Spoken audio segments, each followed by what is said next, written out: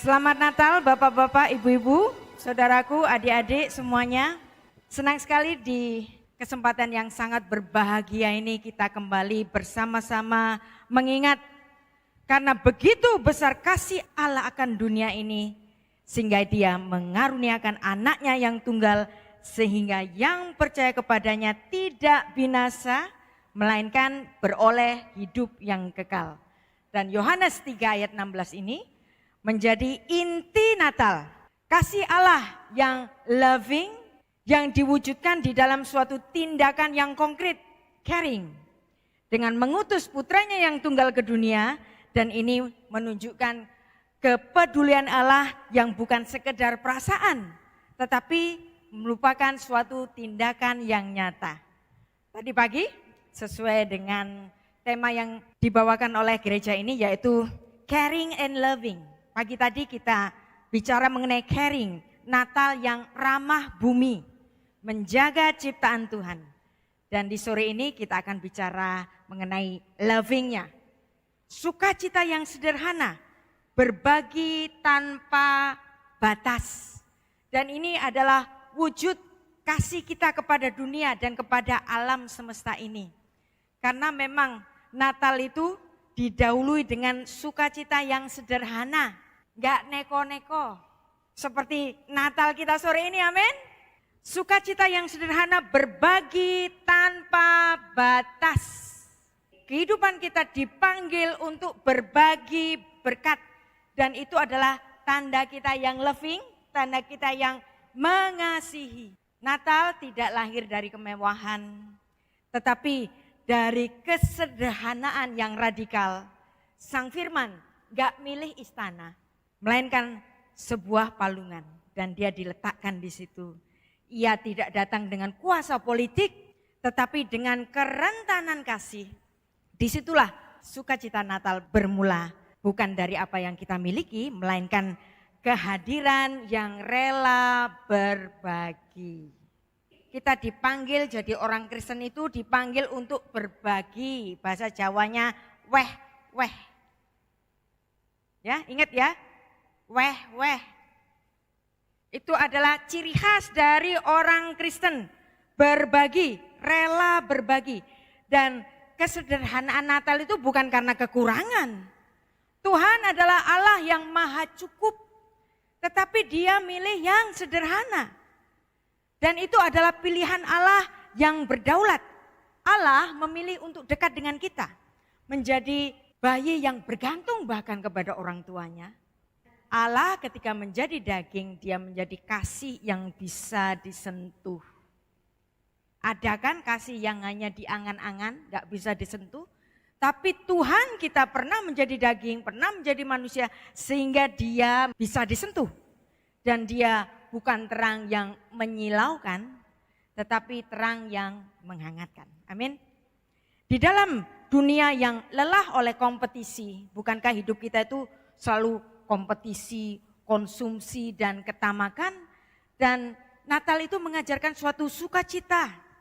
Walaupun sunyi, namun penuh dengan sukacita yang dalam. Ketika kita memberi tanpa berhitung.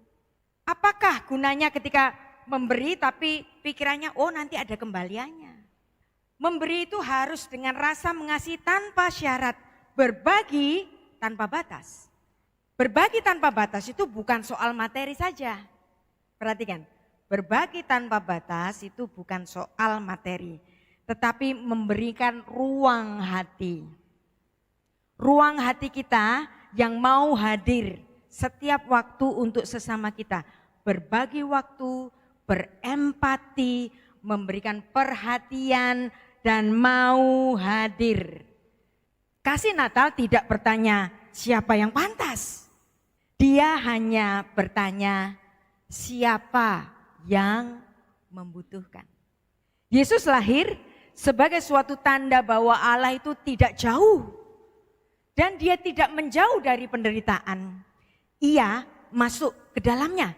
Ia masuk ke dalam penderitaan itu.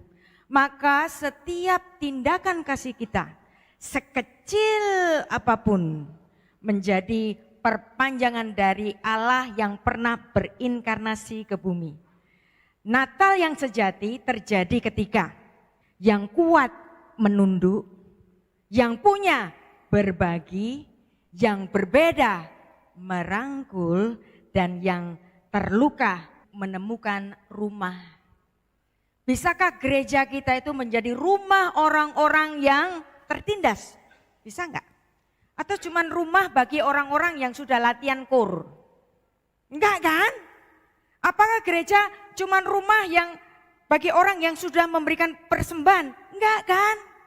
Tetapi gereja menjadi rumah semua orang yang membutuhkan, yang memiliki lebih, berbagi. Dan kiranya Natal ini memulihkan sukacita kita yang sederhana, yang membebaskan kita dari sikap-sikap yang egoisme. Dan marilah kita menumbuhkan kasih yang melampaui batas-batas identitas. Kita sampai hari ini masih memikirkan agamamu apa, sukumu apa, kepentinganmu apa. Kan masih begitu kan? Jadi marilah kita berbagi tanpa batas. Karena pada akhirnya Natal bukan menerima sebanyak-banyaknya, melainkan mengasihi sejauh-jauhnya. Tuhan yang dahulu jauh, dia mau hadir di bumi. Ada amin di sini? Karena memang Natal itu adalah upaya sorga mencapai manusia. Natal itu apa? Upaya sorga mencapai manusia. Dan itu sudah dilakukan oleh Tuhan. Dan karena Allah kita adalah Allah yang maha kasih, maka dia mau melakukan aksi nyatanya. Keselamatan itu bukan prestasi manusia. Siapakah di antara kita yang berprestasi secara rohani kemudian menjadi paling layak untuk mendapatkan sorga? Ada? Keselamatan itu bukan hasil dari pencapaian pendakian manusia menuju Allah, melainkan suatu inisiatif Allah yang maha tinggi itu untuk menjumpai manusia. Jadi Natal itu membalikkan logika religius. Bukan manusia yang mencapai surga, bukan manusia yang beramal ibadah kemudian membeli surga. Emang bisa? Bisakah kita membeli surga? Enggak bisa, kita enggak akan mampu membeli surga. Tetapi keselamatan adalah karena surga yang merendahkan diri, menjangkau manusia. Dan ini menolak prestasi spiritualitas. Jangan merasa kita punya prestasi dalam spiritualitas kita. Karena ketika kita beribadah, ketika kita datang ke gereja itu bukan untuk prestasi moralitas, bukan untuk prestasi spiritual. Karena ketika kita hidup, kita itu di dalam perjalanan. Dan di dalam setiap perjalanan ada jalur yang bisa membuat kita tergelincir. Tampaknya di satu saat seseorang bisa berdiri di mimbar seperti yang paling suci. Tetapi kadang-kadang dia juga bisa sandung. Maka tidak akan ada prestasi spiritual. Karena spiritualitas kita itu seperti perjalanan. Bisa naik, bisa turun. Maka marilah kita saling mendoakan satu sama lain. Tidak ada yang lebih suci di antara kita. Tidak ada yang lebih rohani di antara kita. Karena kita sama-sama apa? Berjalan. Dan dalam perjalanan bisa saja seseorang tersandung. Dan ketika seseorang tersandung, saudara kita tersandung, bukannya diviralkan ya bapak-bapak ibu-ibu. Tapi apa? Digandeng, dikasih tahu. Dan itulah cara Tuhan kita. Dan memang demikianlah karena Tuhan begitu mengasihi dunia ini, maka dia mengaruniakan anaknya yang tunggal. Sehingga barang siapa yang percaya kepadanya tidak akan binasa, melainkan beroleh hidup yang kekal. Yohanes 3 ayat 16 ini menjadi pesan Natal kita. Yang caring dan juga yang loving. Allah telah menjadi manusia. Yohanes 1 ayat 14. Dan Kristus telah mengosongkan dirinya, mengambil rupa seorang hamba. Filipi 2 ayat 6 sampai 7. Dan inilah cara Allah dalam mengasihi. Dalam bahasa Ibrani, kita belajar bahasa Ibrani sedikit ya. Dalam bahasa Ibrani itu ada 10 kata cinta. Ada 10 macam kata kasih.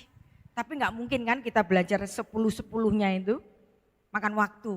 Kapan-kapan kalau masuk ke kelas saya bisa belajar 10 kata kasih itu. Tetapi sore ini kita akan belajar 2 saja mengenai kata kasih yang paling penting dalam bahasa Ibrani. Yang pertama adalah ahava. Apa artinya ahava? Ahava itu love as feeling. Cinta yang ada di dalam perasaan. Dan ahava ini adalah kata cinta dalam arti yang umum. Tapi cinta, kasih itu bukan hanya di dalam perasaan bapak-bapak ibu-ibu.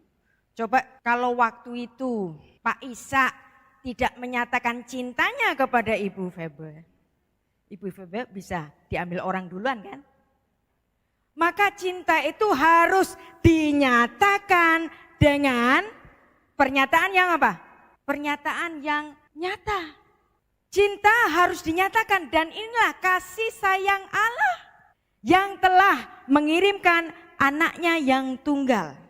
Tidak ada kasih yang lebih besar daripada kasih seorang yang memberikan nyawanya untuk sahabat-sahabatnya. Akulah gembala yang baik. Gembala yang baik memberikan nyawanya bagi domba-dombanya. Bahkan cinta itu seorang laki-laki itu bisa ngomong sama kekasihnya itu apa? Aku mau mati bagimu. Dan itu adalah apa? Hesed. Kalau ahava itu hanya feeling, pernyataan kasih itu namanya hesed. Kata hesed saking bagusnya itu nggak bisa diterjemahkan dalam bahasa Indonesia. Satu kata hesed harus diterjemahkan dalam bahasa Indonesia itu apa? Kasih karunia. Atau bahasa Inggrisnya pun nggak bisa diterjemahkan dengan satu kata saja. Hesed itu harus diterjemahkan dengan 2 kata, yaitu apa? Loving kindness. Bahasa Indonesia juga bagus, kasih karunia. Dan inilah sukacita yang sederhana. Ketika kita memiliki ahava, kasih as feeling, kasih yang di dalam perasaan. Dan kasih yang di dalam perasaan ini dinyatakan dengan suatu perilaku nyata, berbagi tanpa batas. Bukan cuma ngomong materi, tetapi kemauan kita untuk hadir di antara saudara-saudara kita. Natal itu sering kita rayakan dengan lampu-lampu yang indah, lagu-lagu yang indah, perayaan. Namun kitab suci justru menempatkan kelahiran Kristus di dalam kesederhanaan yang kontras. Ia dibungkus dengan kain lampin dan dibaringkan di dalam palungan karena tidak ada tempat bagi mereka di rumah penginapan. Tuhan memang sengaja menjadikan dirinya tidak lahir di penginapan, tidak lahir di rumah saudara. Karena Tuhan Yesus gak bisa lahir di tempat-tempat lain. Tuhan Yesus harus lahir di mana? Di kandang domba. Kenapa harus di kandang domba? Karena kandang domba yang terhubung dengan bait Allah yang di Bethlehem itu, kandang domba yang di Migdal Eder itu adalah pemasok untuk setiap domba-domba yang dipersembahkan di bait Allah. Maka Tuhan Yesus gak bisa lahir di sembarangan tempat, Tuhan Yesus gak bisa lahir di rumah tetangga, gak bisa lahir di rumah saudara, Tuhan Yesus harus lahir di kandang. Karena dia nanti yang akan menggenapi segala domba-domba yang akan dipersembahkan di bait Allah. Jadi Natal itu bukan soal kisah kemewahan, melainkan inkarnasi Allah di dalam kesederhanaan. Dan sukacita itu lahir di dalam kesederhanaan. Dan orang-orang yang pertama diberikan kabar sukacita oleh para malaikat bicara mengenai Allah yang inkarnasi adalah kaum marginal, kaum yang terpinggirkan, yaitu para gembala. Dan malaikat itu berkata, jangan takut sebab sesungguhnya aku memberitakan kepadamu kesukaan besar untuk seluruh bangsa. Lukas 2 ayat 10. Maka sukacita itu adalah simple joy. Sukacita itu bukan karena kita memiliki yang sempurna, melainkan karena kita punya Allah yang hadir. Dan inilah rahasia ibadah kita. Dia yang telah menyatakan dirinya di dalam rupa manusia, menjadi daging incarnate bahasa Latinnya, kemudian bahasa Inggrisnya incarnation. Kata karne, karnivora, daging. Allah yang adalah roh menjadi daging. Dan dia dibenarkan di dalam roh yang menampakkan dirinya kepada malaikat-malaikat, diberitakan di antara bangsa-bangsa yang tidak mengenal Allah, yang dipercayai di dalam dunia, diangkat ke dalam kemuliaan. Jadi inkarnasi ini adalah cara Allah untuk berbagi. Firman telah menjadi manusia diam di antara kita, dan Allah tidak hanya memberikan sesuatu kepada kita. Kita kalau ke gereja mau apa? Mau berkat. Tetapi sesungguhnya Allah memberikan dirinya sendiri. Dan diri Allah sendiri yang dia berikan kepada kita itu priceless. Harganya tak terjangkau. Inilah dasar teologis mengenai limitless sharing. Berbagi tanpa batas. Anda mau seberapa kaya? Malah makin kaya, kita makin milih-milih makanan kan? Kalau orang sudah seumur kayak saya, udah 5 bulan ini, makan itu biasanya sehari itu cuma 2 kali bapak-bapak ibu-ibu. Bukannya kalau nanti hartanya bertambah nanti makanannya jadi 10 kali, enggak begitu kan? Misalnya hari ini punya uang 10 juta tetap makan 3 kali. Besok hartanya nambah jadi 100 juta. Tetap aja kan makan 3 kali bahkan cuma 2 kali. Kalau sudah berumur kayak saya gini kan. Makan sudah milih-milih. Tubuh kita terbatas, kebutuhan kita terbatas. Tapi yang gak terbatas itu biasanya apa? Keinginan kita. Jadi makanya mindset kita itu yang harus diubah. Allah yang tak terbatas mau masuk di dunia yang terbatas. Allah masuk ke dalam keterbatasan tubuh, Allah masuk ke dalam sejarah manusia, Allah masuk ke dalam kemiskinan, Allah masuk ke dalam kerapuhan manusia, dan bayi yang di palungan itu menandakan Allah tidak datang dalam kemegahan, kerapuhan manusia. Dan secara teologis, sorga itu telah menjangkau kita. Kita tidak akan dapat menjangkau Tuhan.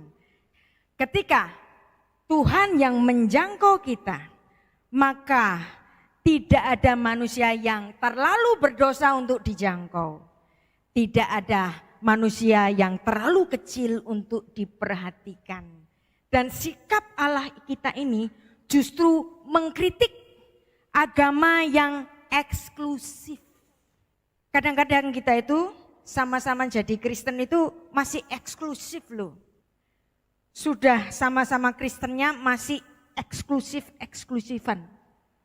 Kalau Tuhan memperhatikan hal-hal yang sedemikian, Tuhan gak jadi datang kan? Justru karena Tuhan itu kasih, maka Dia datang.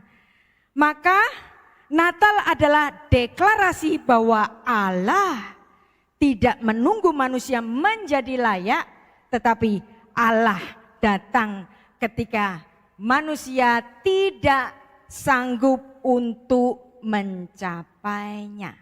Kenapa Tuhan itu datang ke bumi? Karena Tuhan tahu manusia tidak akan dapat mencapai Allah. Ya kan?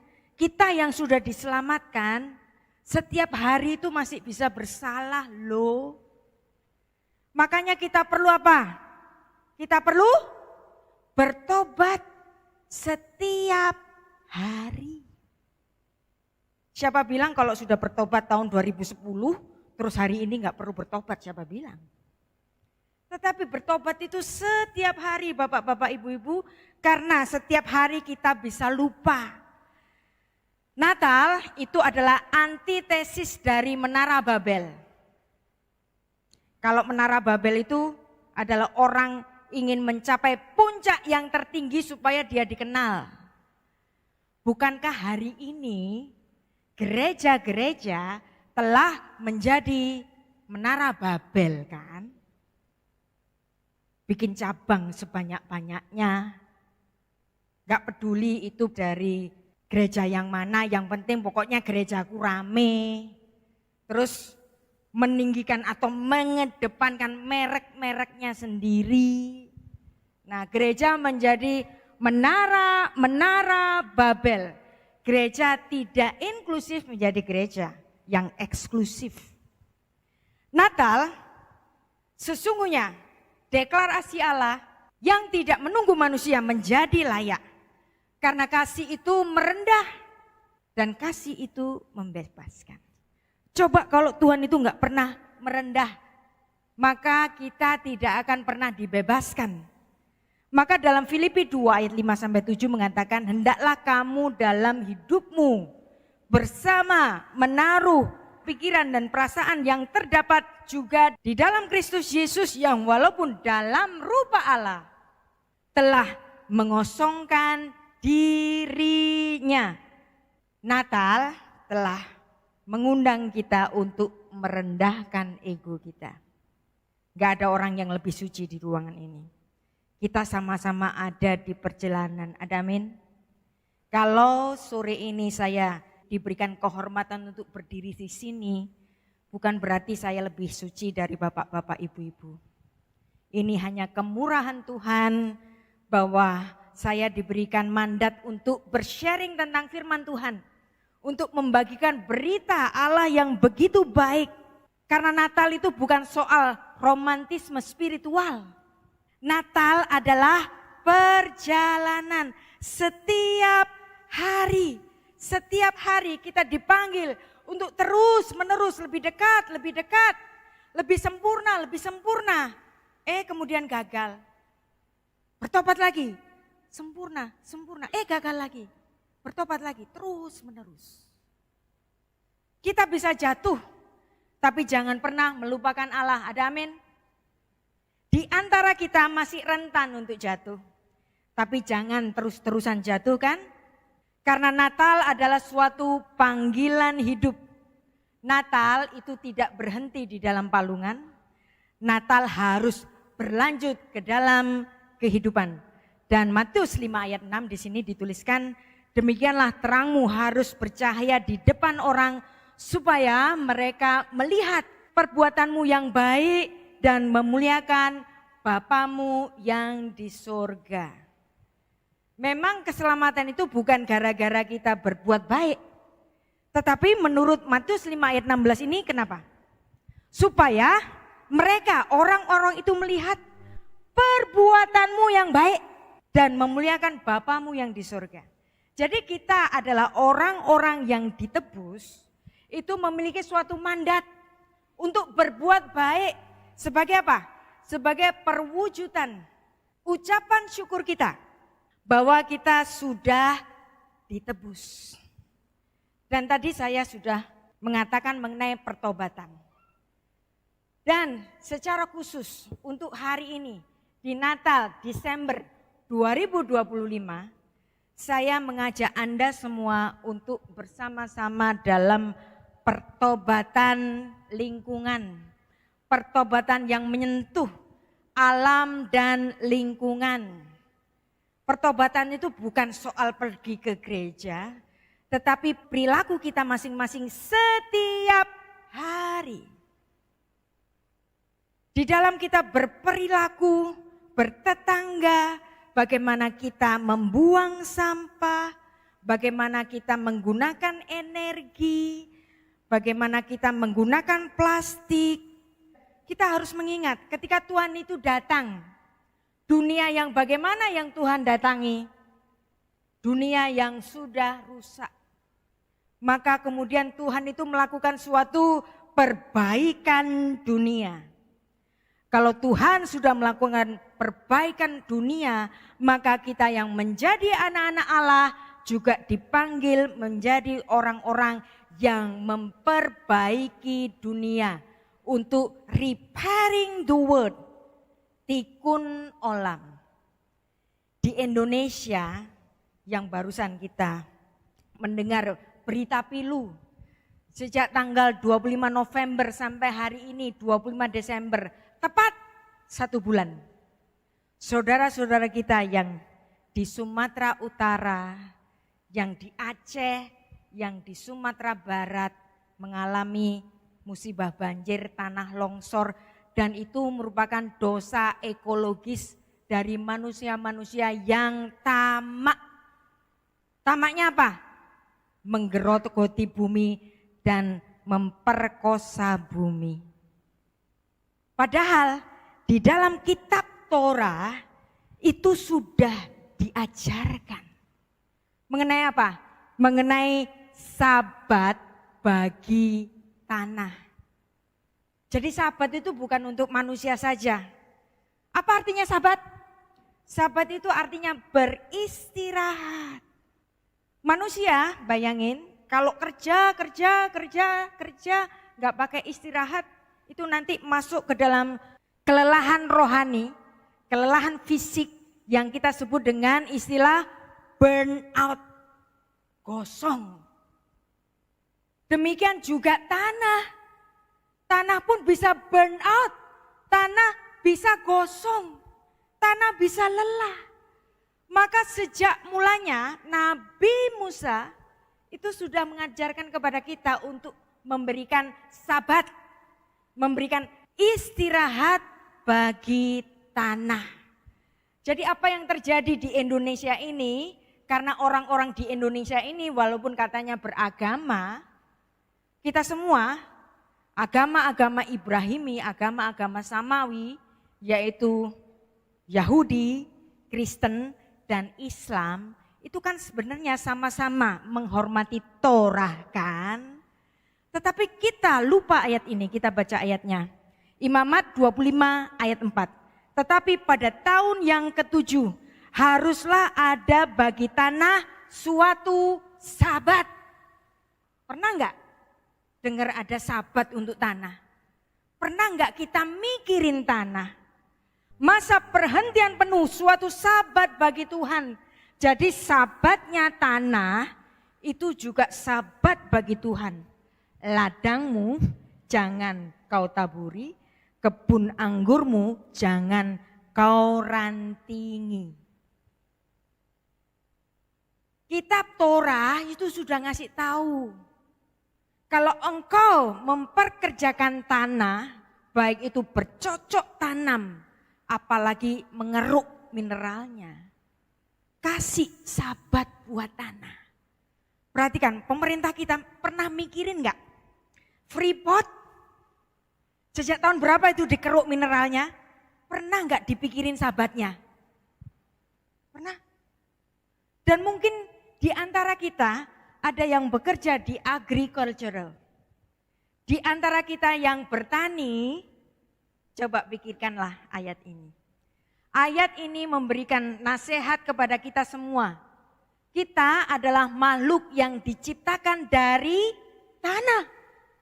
Maka kita harus menghormati tanah. Kenapa? Karena tanah adalah ibu kita. Kejadian 2 ayat 7. Dan Allah membuat manusia itu dari debu tanah dan kemudian menghembusi nafas kehidupan. Jadi manusia diciptakan dari tanah. Dan manusia diperintahkan untuk memberikan sabat bagi tanah. Imamat 25 ayat 4. Ladang-ladang sawit yang ada di seluruh penjuru Indonesia. Yang ada di Sumatera, yang ada di Kalimantan, dan pulau-pulau apapun. Pernah enggak sih Menteri Kehutanan bicara mengenai sabat bagi tanah? Alkitab bicara sabat bagi tanah setiap tahun ke-7. Jangan kamu apa-apain tanah itu. Jadi misalnya ada lahan ini selama 6 tahun dibenihi dan memberikan hasil-hasil bumi bagi kita. Tahun ke-7 itu enggak boleh dibenihi. Kalaupun tumbuh tanaman-tanaman liar di tahun yang ke-7 itu, menurut hukum Taurat itu buahnya pun enggak boleh dipetik. Saking kita itu harus menghormati bumi. Tetapi pikirkanlah orang Indonesia, pemerintah Indonesia, pernah enggak ada yang memikirkan ini? Pikiran kita itu apa? Pikiran kita itu mengenai cuman apa? Mandat budaya. Bahwa kita diberikan apa? Diberikan kuasa. Kuasa untuk apa? Menaklukkan bumi. Kejadian 1 ayat 28. Allah memberkati mereka, lalu Allah berfirman kepada mereka, beranak cuculah dan bertambah banyak, penuhilah bumi dan taklukkanlah itu. Memang ada ayatnya bapak-bapak ibu-ibu, kita boleh menaklukkan bumi. Berkuasalah atas ikan-ikan di laut dan burung-burung di udara dan atas segala binatang yang merayap di bumi. Memang ada mandatnya kok. Tetapi ayat ini enggak berdiri sendiri. Kita diberikan mandat untuk beranak cucu, meneruskan regenerasi. Dan kita diberikan mandat untuk menguasai bumi. Tetapi kita juga melupakan tugas manusia yang pertama. Yaitu apa? Kejadian 2 ayat 15. Tuhan Allah mengambil manusia itu dan menempatkannya di Taman Eden untuk mengusahakan, tapi enggak berhenti di sini bapak-bapak ibu-ibu. Dan untuk apa? Memelihara, menjaga taman itu. Tapi apa yang terjadi di Indonesia ini? Orang-orang yang memiliki mandat untuk punya kebun sawit. Dicukur sebanyak-banyaknya sampai orang hutan enggak punya rumah. Orang yang punya mandat untuk dapat mengambil mineral dari bumi.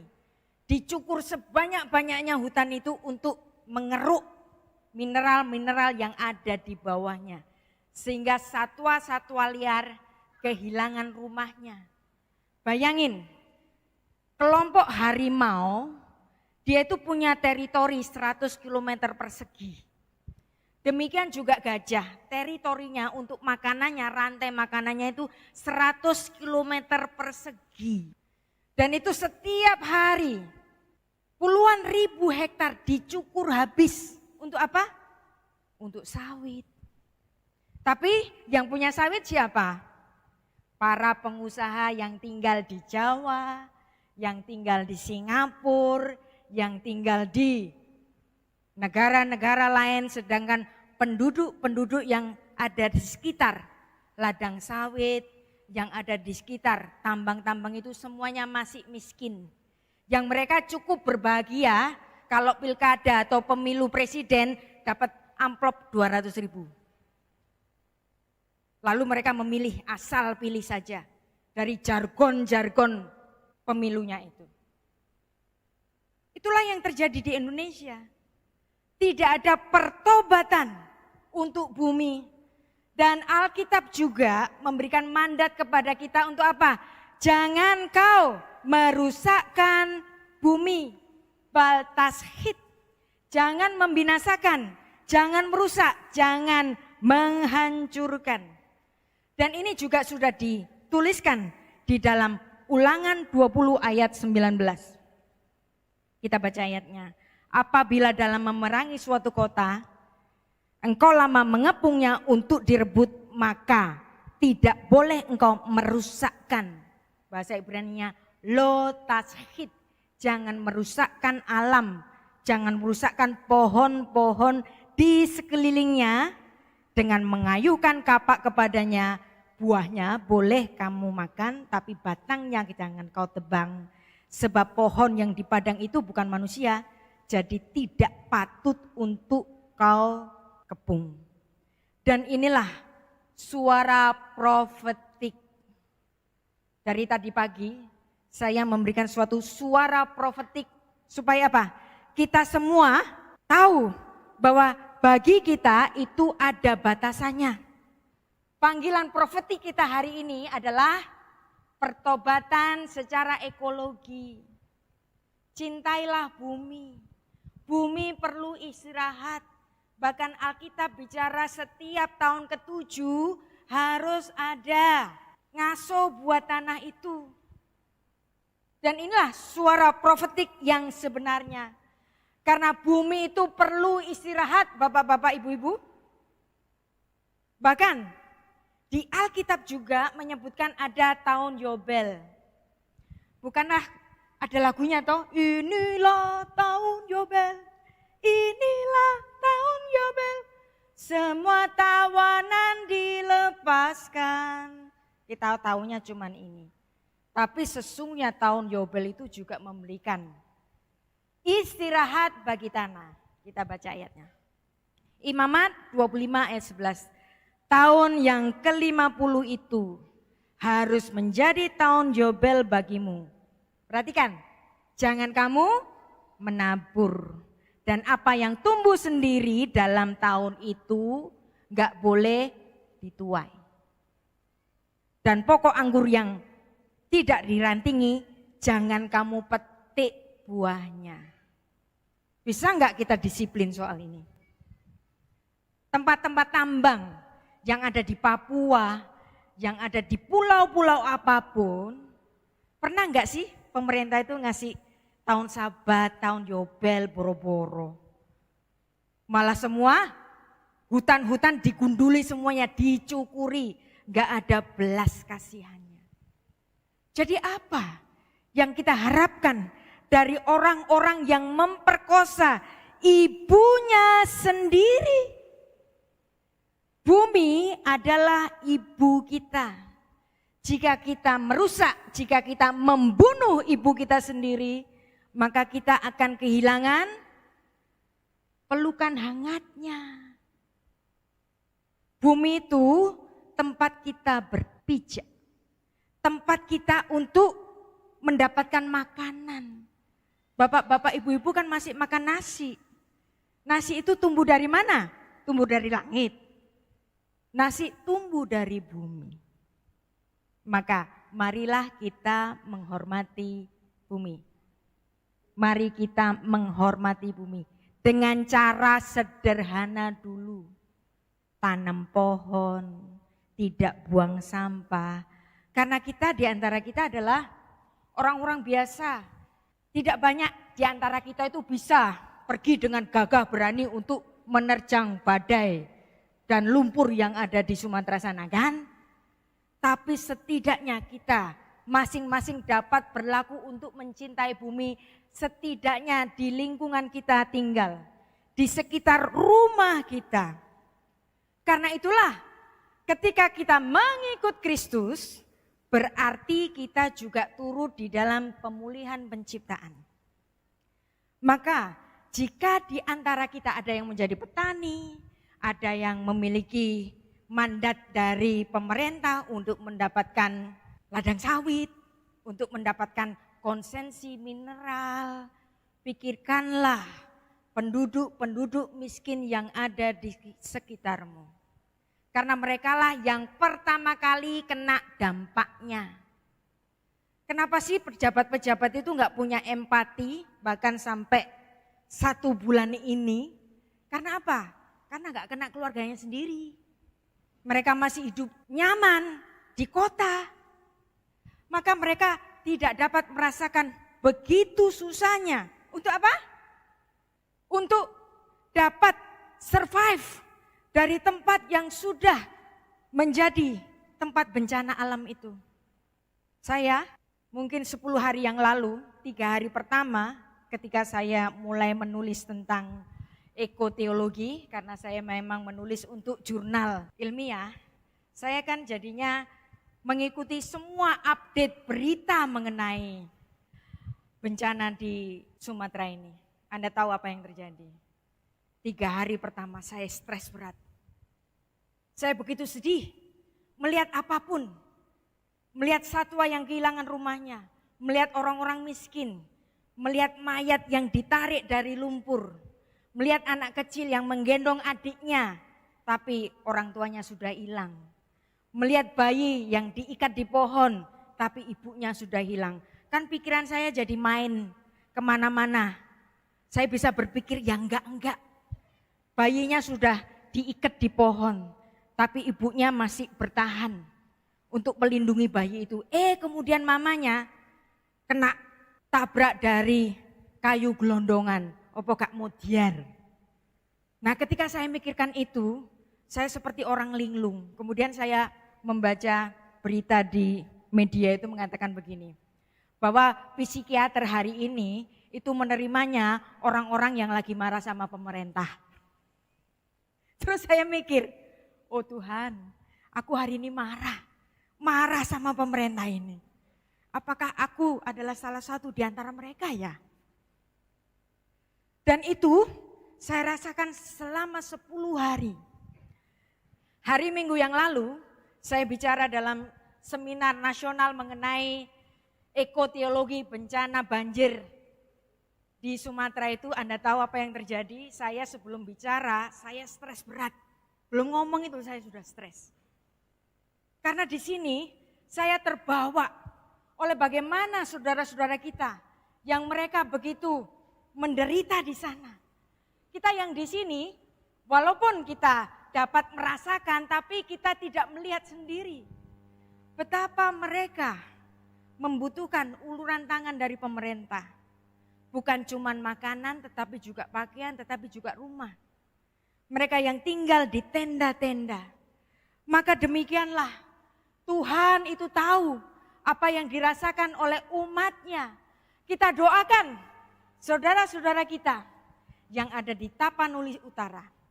Hari Minggu yang lalu saya berdiskusi dengan seorang pendeta yang menggembalakan jemaatnya di Tapanuli Utara. Dia mengatakan bahwa panen gagal, banyak yang terdampak, rumah hilang, sehingga Natal mereka dirayakan dengan sangat sederhana. Kita meyakini bahwa Tuhan itu hadir untuk orang-orang yang tertindas.